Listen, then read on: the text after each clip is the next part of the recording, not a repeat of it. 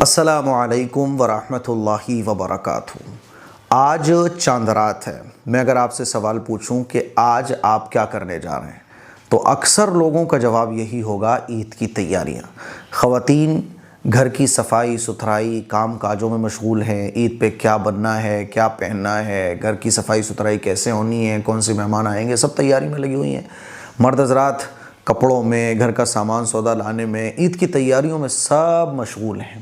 لیکن کہیں ایسا تو نہیں ہے کہ ایک بڑا قیمتی موقع عبادت کا آپ مس کر جاؤ؟ اسی لیے میں یہ ویڈیو ریکارڈ کر رہا ہوں کہ ایسا نہ ہو عید کی تیاریوں میں ہم مشغول ہو کر اجر اور ثواب کا ایک بہترین موقع جو رمضان کے مہینے کی تکمیل کے موقع پر ملتا ہے اس کو آپ کہیں مس تو نہیں کر جا رہے۔ وہ ہے چاند رات کا موقع۔ جس طرح سے رمضان کی راتیں بابرکت ہیں، رمضان کا آخری عشرہ بابرکت ہے، آخری عشرے میں لیلۃ القدر کی راتوں میں عبادت کرنے کا ثواب اللہ اکبر کتنا زیادہ ہے، لیلۃ القدر خیر من الف شہر۔ ایسے ہی جو چاند رات کا جو ٹائم ہے نا، جو چاند رات کی رات ہے، یہ اتنی قیمتی رات ہے، بالکل ایسے سمجھو آپ کہ ایک آدمی پورے مہینے کہیں کام کرتا ہو اور مہینہ جب مکمل ہو جاتا ہے تو اس کو سیلری ملتی ہے۔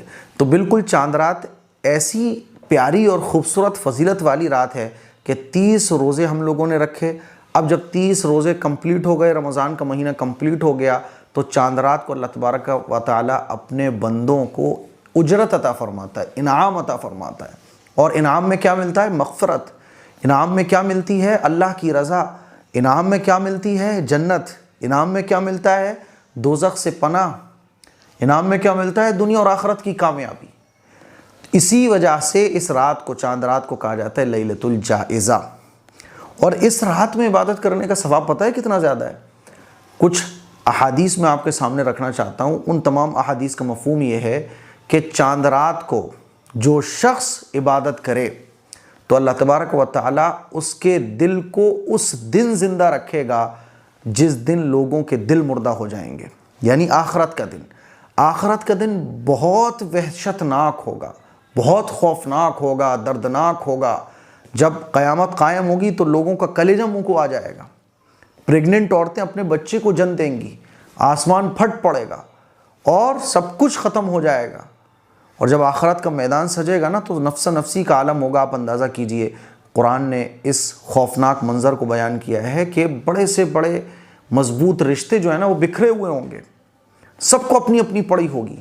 لیکن اس دن بھی کچھ لوگ ایسے ہوں گے جو وی آئی پی پروٹوکول میں ہوں گے، وی آئی پی کیٹیگری میں ہوں گے، آرام سے مستی کر رہے ہوں گے، ان کو کوئی ڈر نہیں ہوگا، کوئی خوف نہیں ہوگا۔ یہ کون لوگ ہوں گے؟ اللہ کے نبی صلی اللہ علیہ وسلم نے ارشاد فرمایا، جنہوں نے عید الفطر اور عید الاضحیٰ کی رات میں عبادت کی، یعنی چاند رات کو عبادت کی۔ تو اسی لیے یہ وہ پیاری رات ہے۔ ایسے ہی حدیث میں ایک آتا ہے کہ جس نے 5 راتوں میں عبادت کی تو اس کے لیے جنت پکی ہے۔ 5 راتیں کون سی؟ 8 ذی الحجہ، 9 ذی الحجہ، 15 شعبان اور عید الفطر اور عید الاضحیٰ کی رات۔ ایک حدیث میں آتا ہے کہ ان 5 راتوں میں عبادت کرنے کی فضیلت بہت زیادہ ہے۔ اور ایک حدیث میں آتا ہے کہ اللہ تبارک و تعالیٰ اپنے فرشتوں سے کہتا ہے کہ بتاؤ اس مزدور کی مزدوری کیا ہے جس نے اپنی مزدوری مکمل کر لی ہو، جس نے اپنا کام مکمل کر لیا ہو۔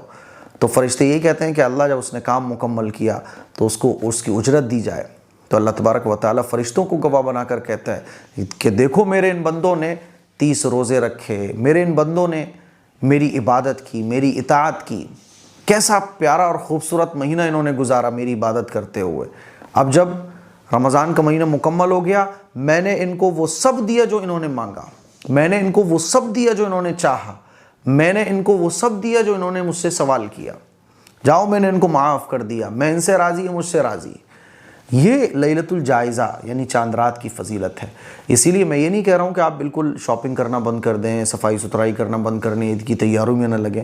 میں یہ کہنا چاہ رہا ہوں کہ جہاں آپ 8-10 گھنٹے پورا دن عید کی شاپنگ، عید کی تیاریوں میں ہم لوگ گزار رہے ہیں، دنیا میں جو مگن ہو گئے ہیں، بازار بھرے ہوئے ہیں، پوری رات بازار چلتے رہتے ہیں، وہاں ہم یہ بھی کریں کہ 2 گھنٹے، 1 گھنٹہ، 3 گھنٹہ اس رات بھی اللہ کی عبادت کریں تاکہ لیلۃ الجائزہ کی جو فضیلت ہے وہ ہم سب کو حاصل ہو جائے۔ مجھے امید ہے کہ میری یہ چند باتیں آپ کو اچھے طریقے سے سمجھ آ گئی ہوں گی۔ اس کلپ کو شیئر کریں، دوسروں تک پہنچائیں۔ السلام علیکم ورحمۃ اللہ وبرکاتہ۔